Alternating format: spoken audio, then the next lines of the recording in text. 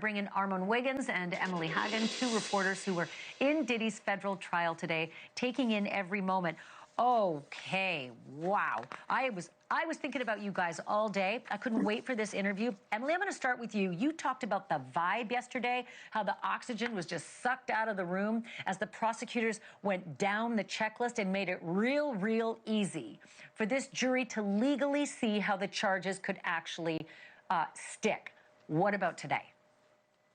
Today, it was a completely different vibe. It was like Johnson & Johnson, the musical. And I realized everybody loves it when the defense is on the stand because they forget they're at a trial. They are getting a full-on show, and Marc surely gave them one. All right, Armon, what's your take on how today went compared to yesterday? I feel like he definitely gave a show, but it was all over the place. It didn't feel calculated, and it just was a little bit sloppy to me. And I actually like Emilie, I saw a post. I thought so, because I saw a post of yours today where you were walking and drinking something. I don't know what it was. It looked like energy drinks, because I think you needed the energy after what you'd been through.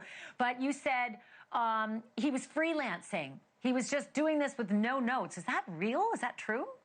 Yes, 100%. And I saw Armon in the hallway, and we kind of rebutted a little bit because I thought he was going to be like, this was an amazing performance. And he's like, I didn't like it. I was like, really? Because the whole courtroom, they were moved, because I was in the actual courtroom and I could see that he did not have a script. Like, he had a little notebook and he was just moving around.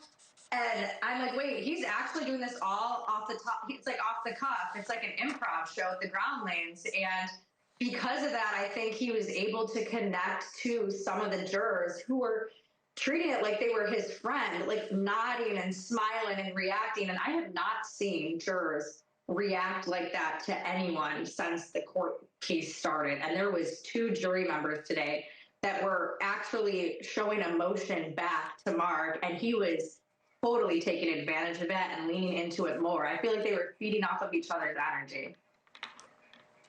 So that's interesting. I'm always fascinated not only in the arguments that are made in closings, but how they land, what the facial expressions are. Although I will tell you, I had a colleague at Court TV years and years ago, Jack Ford, who told me he was sure when he was, up in summations and looking at his jurors that this old lady was smiling at him the whole time and voted against him, so you can never be that's what I was trying to tell. certain. That's what I was telling Emilie earlier today. Just because they're smiling and laughing does not mean that they won't vote against you.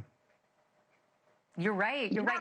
I wanted to ask you, Armon, about something, because one of the things I thought that Marc Agnifilo was going to do, he did. And he focused on Sean Combs being a black man who had risen to the top of the 1%, right? A billion-dollar empire. He was scrappy, made of nothing, and that the government was going after him effectively because he was this black, successful man. Do I have that wrong? Did that feel like what the argument was? And if so, did it resonate with any of these jurors?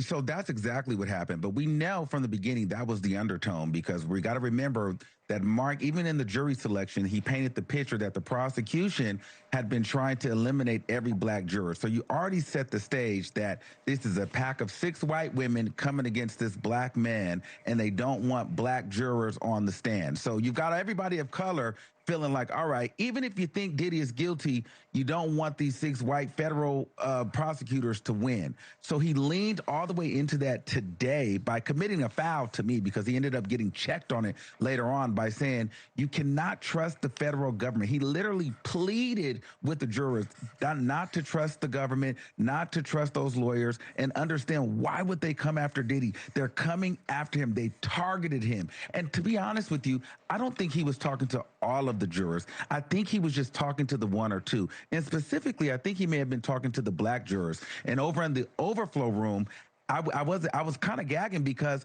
a lot of people in the room, once he actually finished, they started clapping. And it was a lot of black people, a lot of young people. They were clapping for the defense. So I definitely think he made his point, and he got in those people's heads. You know, the clapping is astounding to me. I'm always amazed. When a plane lands and people clap, I'm astounded, but especially when closings are over. Thank you for watching. Subscribe below and download our NewsNation app right now on your phone, and you will get fact-based, unbiased news for all Americans.